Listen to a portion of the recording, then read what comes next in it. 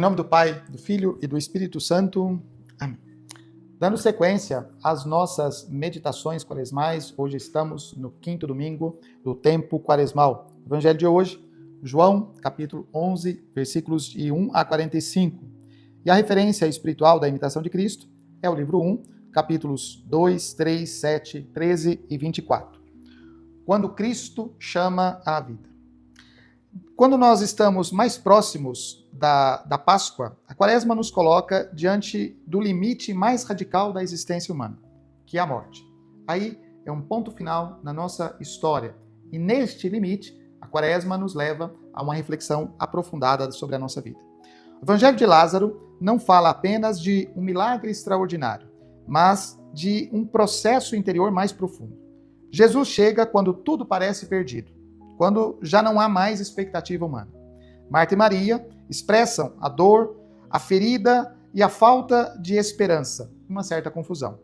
À luz da imitação de Cristo, compreendemos que Deus age muitas vezes justamente quando cessam as nossas seguranças, quando nós não temos mais as nossas explicações, as nossas razões humanas, então aí nós percebemos a ação de Deus. E no livro 1, capítulo 2, nós lemos o seguinte: quem se conhece verdadeiramente aprende a não confiar em si mesmo, porque sabe das próprias fragilidades, sabe das próprias mazelas, não confia nas próprias forças.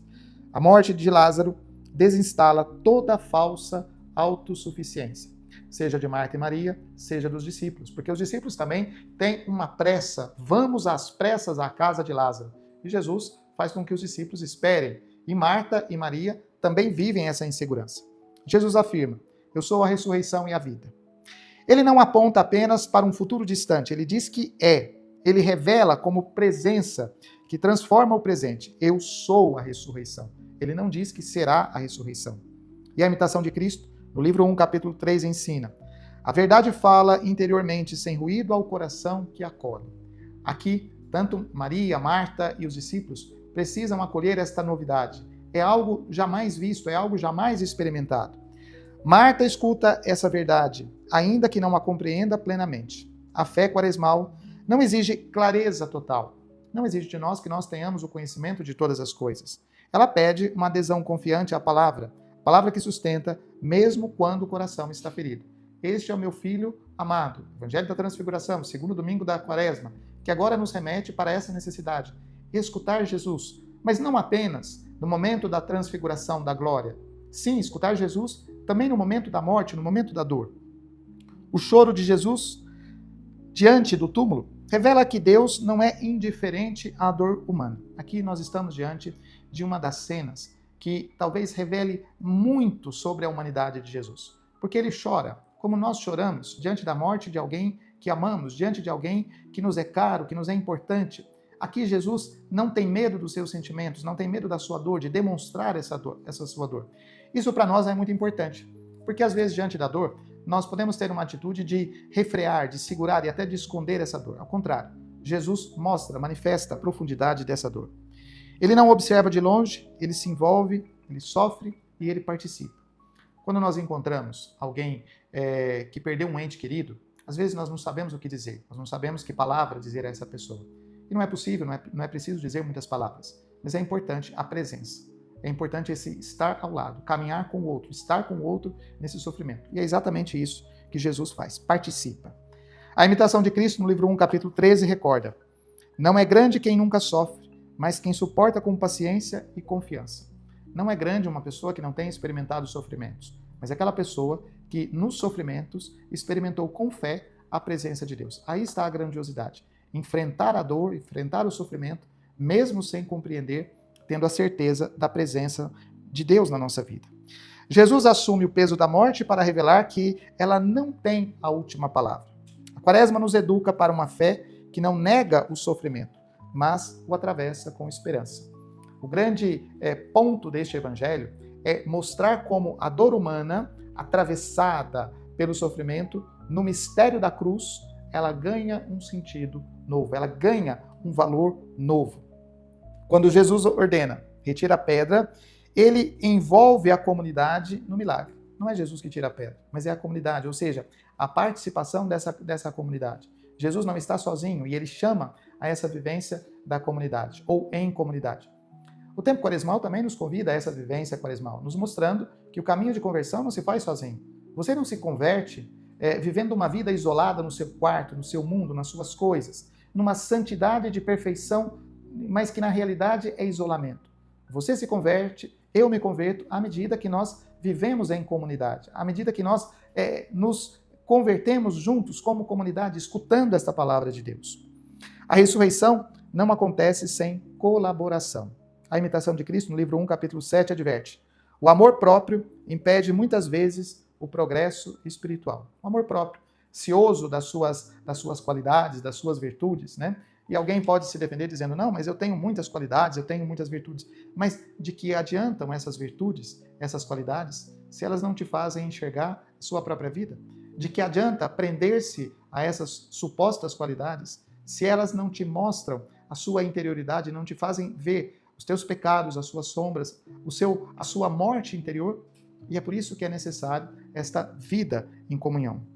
Retirar a pedra significa remover as resistências, os medos, os ressentimentos, os apegos que mantêm a vida aprisionada. É fácil brincar de vida cristã quando nós nos isolamos, mas é difícil o confronto consigo mesmo que nos leva à vivência do discipulado real.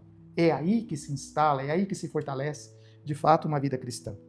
Quaresma é tempo de deslocar essas pedras interiores que bloqueiam a ação da graça de Deus. Quais são as pedras que estão bloqueando a sua vida interior? É preciso mover essas pedras. E muitas vezes nós não conseguimos mover essas pedras sozinhos. Nós precisamos de ajuda, nós precisamos de um companheirismo espiritual para realizar isso. Você tem um diretor espiritual, você tem um confessor, você tem alguém que te oriente, que te faça, que te ilumine a partir da palavra de Deus. Isso é muito importante, porque isso ajuda no progresso espiritual. Ao chamar Lázaro para fora, Jesus devolve-lhe a vida, mas não o deixa envolto nas faixas. Desatai-o e deixai-o ir. Não adianta tirar as pedras e permanecer no túmulo. Não adianta sair do túmulo e continuar atado. É preciso tirar as faixas e é preciso caminhar.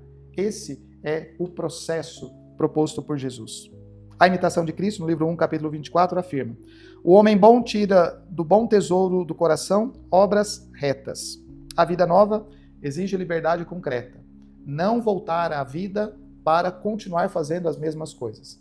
As penitências, os exercícios de piedade que nós nos propomos fazer na Quaresma não podem ser o retorno à vida antiga. Bom, depois que passou a Quaresma, eu volto à vida de sempre. Eu volto à rotina de sempre. Eu deixo de comer alguma coisa, mas depois que passou a Quaresma, eu volto a praticar a gula. Isso destrói uma vida espiritual. O homem novo tem que fazer um caminho novo. O sinal de Lázaro antecipa a Páscoa e revela que a vida que Cristo oferece não é mera continuação do que existia antes, mas uma transformação profunda. À luz da imitação de Cristo, aprendemos que a verdadeira vida nasce quando o coração aceita morrer para o que o prende, para o que o segura. E a Quaresma chega aqui ao seu ponto mais alto, da morte à vida, da escuridão à esperança, da perda ao dom.